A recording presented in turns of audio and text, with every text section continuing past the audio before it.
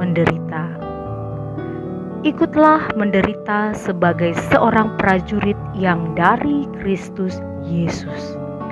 2 Timotius 2 ayat 3. Kata menderita di sini memberi pengertian kepada kita bahwa hal itu adalah sebuah proses yang harus dilewati sebagai seorang prajurit yang dari Kristus Yesus.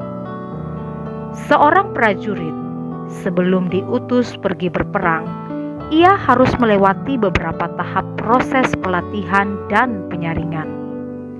Hal ini tidak mudah bagi seorang prajurit, sebab kalau ia tidak kuat, bisa jadi ia menyerah dan mengundurkan diri saat proses berlangsung.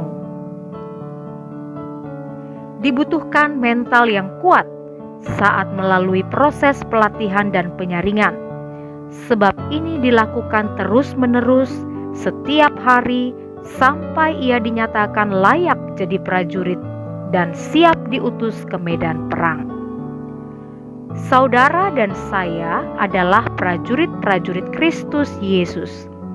Pertanyaannya, maukah kita ikut menderita sebagaimana layaknya seorang prajurit yang harus melewati proses pelatihan dan penyaringan? Pilihan ada pada kita.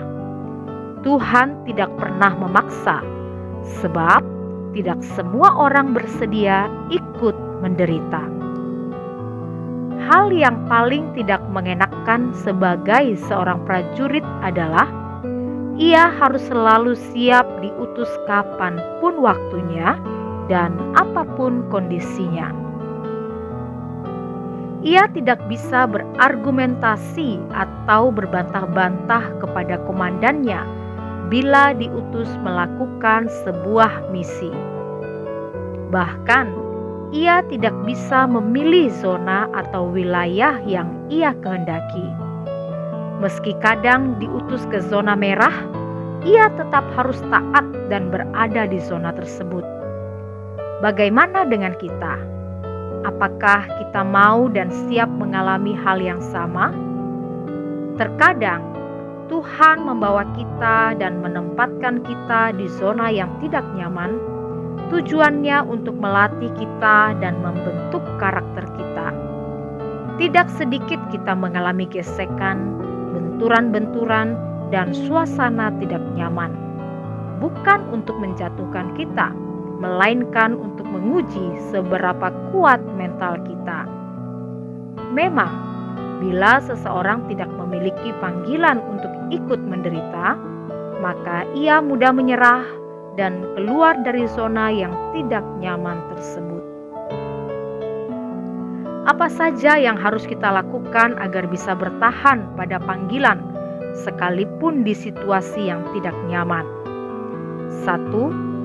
Mengikuti arahan sesuai SOP yang berlaku. 2. Jangan melakukan perbantahan. 3. Jalani dan nikmati prosesnya. 4. Sabar sampai Tuhan bilang selesai. Setiap prajurit yang bertahan sampai pada kesudahannya, maka ada upah yang menantinya. Apa yang ditabur pasti akan dituai. Ada kemuliaan di balik panggilan untuk ikut menderita. Ikut menderita bagi Kristus Yesus adalah sebuah kehormatan, dan kehormatan mendahului kemuliaan.